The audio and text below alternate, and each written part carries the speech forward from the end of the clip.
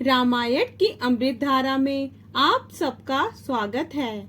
सभी सुनने वाले सज्जनों को जय सिया राम जी। रामायण के पिछले भाग में आपने वहां तक सुना था जब राजा दशरथ जी रानी को कहते हैं, हे प्राण प्रिय, किस लिए रूठी हो। अब इसके आगे से अयोध्या कांड भाग 5। सियापति रामचंद्र जी की जय, पवन सुत हनुमान जी की जय, उमापति महादेव जी की जय, जय जय सीताराम जी। हे रानी, किस लिए रूठी हो। ये कहकर राजा उसे हाथ से स्पर्श करते हैं तो वह उनके हाथ को झटक देती है और ऐसे देखती हैं मानो क्रोध में भरी हैं। राजा बार बार कह रहे हैं, हे सुमुखी, हे सुलोचनी, हे गजगामिनी, मुझे अपने क्रोध का कारण तो सुना। हे प्रिय, किसने तेरा अनिष्ट किया। किसके 2 सिर हैं। यमराज किसको लेना चाहते हैं। कह, किस कंगाल को राजा कर दूं या किस राजा को देश से निकाल दूं।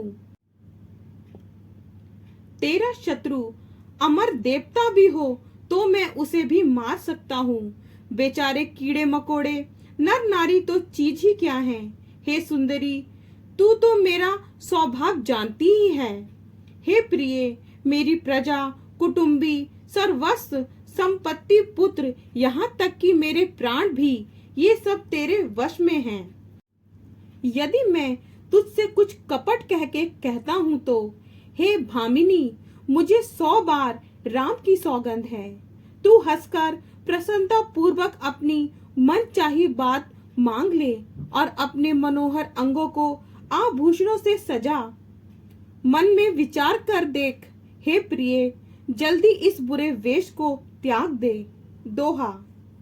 यह सुनी मन गुनी सपत बड़ी, बही सी उठी मति मंदे, भूषण सजती बिलो की मृगु, मन हु की राति निफंद, सियापति रामचंद्र जी की जय। मन हु की राति निफंद, सियापति रामचंद्र जी की जय।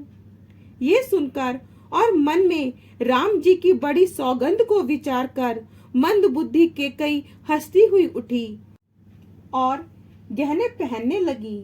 अपने जी में केकई को सुहृदय जानकर राजा दशरथ जी प्रेम से पुलकित होकर कोमल और सुंदर वाणी से फिर बोले, हे भामिनी, नगर में घर घर आनंद के बधावे बज रहे हैं। मैं कल ही राम को युवराज पद दे रहा हूँ, इसलिए हे सुनैनी, तुम मंगल साज सज। ये सुनते ही उसका कठोर हृदय दहल उठा। ऐसी भारी पीड़ा को भी उसने हंसकर छिपा लिया, जैसे चोर की स्त्री प्रकट होकर नहीं रोती जिसमें उसका भेद ना खुल जाए। राजा उसकी कपट चतुराई को नहीं लग सके, क्योंकि वह करोड़ों कुटिलों की शिरोमणि गुरु मंथरा की पढ़ाई गई हुई थी। राजा नीति में निपुण है, परंतु तिर्याचरित अथाह समुद्र है। फिर वह कपट युक्त प्रेम बढ़ाकर नेत्र और मुंह मोड़कर हंसती हुई बोली। दोहा। मांगू मांगू पे कहू पिए, कबहू न देहू न लेहू, देन केहू बरदान दुई, तेऊ पावत संदेहु, सियापति रामचंद्र जी की जय। तेऊ पावत संदेहु, सियापति रामचंद्र जी की जय। हे प्रियतम, आप मांग मांग तो कहा करते हैं, पर देते लेते कभी कुछ भी नहीं। आपने 2 वरदान देने को कहा था, उनके भी मिलने में संदेह है। राजा ने हंसकर कहा कि अब मैं तुम्हारा मर्म समझा। मान करना मुझे परम प्रिय है। तुमने उन वरों को धरोहर रखकर फिर कभी मांगा ही नहीं, और मेरा भूलने का स्वभाव होने से मुझे भी वह याद नहीं रहा। मुझे झूठ मूठ दोष मत दो, चाहे 2 के बदले 4 मांग लो। रघुकुल में सदा से यही रीति चली आई है कि प्राण भले ही चले जाएं, पर वचन नहीं जाता। अत्यंत के समान सत्य के समान पापों का समूह भी नहीं है। सत्य ही समस्त उत्तम सुकृतों पुण्यों की जड़ है। ये बात वेद पुराणों में प्रसिद्ध है और मनु जी ने भी यही कहा है। उस पर मेरे द्वारा श्री राम जी की शपथ करने में आ गई। श्री रघुनाथ जी मेरे सुकृत पुण्य और स्नेह की सीमा है। इस प्रकार बात पक्की करा के दुर्बुद्धि के कई हंसकर बोली, सुनिए, मेरे मन को भाने वाला एक वर तो दीजिए। भरत को राज तिलक और हे नाथ दूसरा वर भी मैं हाथ जोड़कर मांगती हूँ। मेरा मनोरथ पूरा कीजिए। तपस्वियों के वेश में विशेष उदासीन भाव से राज्य और कुटुंब आदि की ओर से भली भांति उदासीन होकर विरक्त मुनियों की भांति राम 14 वर्ष तक वन में निवास करें। कैकेयी के कोमल विनय युक्त वचन सुनकर राजा के हृदय में ऐसा शोक हुआ जैसे चंद्रमा की किरणों के स्पर्श से चकवा विकल हो जाता है। राजा सहम गए, उनसे कुछ कहते नहीं बना। माथे पर हाथ रखकर दोनों नेत्र बंद करके राजा ऐसे सोचने लगे, किस अवसर पर क्या हो गया। स्त्री का विश्वास करके मैं वैसे ही मारा गया जैसे योग की सिद्धि रूपी फल मिलने के समय योगी को अविद्या नष्ट कर देती है। इस प्रकार राजा मन ही मन झीक रहे हैं। राजा का ऐसा बुरा हाल देखकर दुर्बुद्धि कैकेयी मन में बुरी तरह से क्रोधित हुई और बोली, क्या भरत आपके पुत्र नहीं? क्या मुझे आप दाम देकर खरीद लाए हैं? क्या मैं आपकी विवाहिता पत्नी नहीं हूँ जो मेरा वचन सुनते ही आपको बाण सा लगा? तो आप सोच समझकर बात क्यों नहीं कहते? उत्तर दीजिए, हाँ कीजिए, नहीं तो ना ही कर दीजिए। आप रघुवंश में सत्य प्रतिज्ञा वाले प्रसिद्ध हैं। आपने ही वर देने को कहा था, अब भले ही ना दीजिए। सत्य को छोड़ दीजिए और जगत में अपयश लीजिए।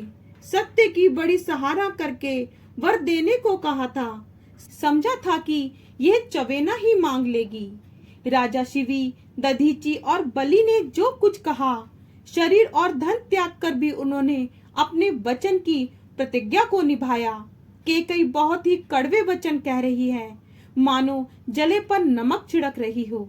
दोहा, धर्म धुरंधर धीर धरी, नयन उधारे राये, सिरुल धुनिली नहीं उसा से असी, मारे सिमोही कुठाए सियापति रामचंद्र जी की जय। मारे सिमोही कुठाए सियापति रामचंद्र जी की जय। धर्म की धुरी को धारण करने वाले राजा दशरथ ने धीरज धरकर नेत्र खोले और सिर घुमाकर लंबी सांस लेकर इस प्रकार कहा कि इसने मुझे बड़े कठोर मारा, ऐसी कठिन परिस्थिति उत्पन्न कर दी जिससे बच निकलना कठिन हो गया। प्रचंड क्रोध से जलती हुई कैकेयी सामने इस प्रकार खड़ी हुई है मानो क्रोध रूपी तलवार खड़ी हो।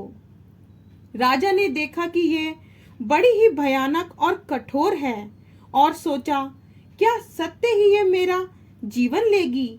राजा अपनी छाती कड़ी करके बहुत ही नम्रता के साथ उससे प्रिय लगने वाली वाणी बोले, हे प्रिय, विश्वास और प्रेम को नष्ट करके ऐसी बुरी तरह के वचन कैसे कह रही हो? मेरे तो भरत और रामचंद्र 2 आंखें हैं। यह मैं शंकर जी की साक्षी देकर सत्य कहता हूँ। मैं अवश्य सवेरे ही दूत भेजूंगा। दोनों भाई भरत शत्रुघ्न सुनते ही तुरंत आ जाएंगे। अच्छा दिन, शुभ मुहूर्त, सब तैयारी करके डंका बजाकर मैं भरत को राज्य दे दूंगा। आगे का भाग कल। जय सिया राम जी। अगर आपको पसंद आए तो लाइक, शेयर, कमेंट्स कीजिए और हमारे चैनल को सब्सक्राइब कीजिए।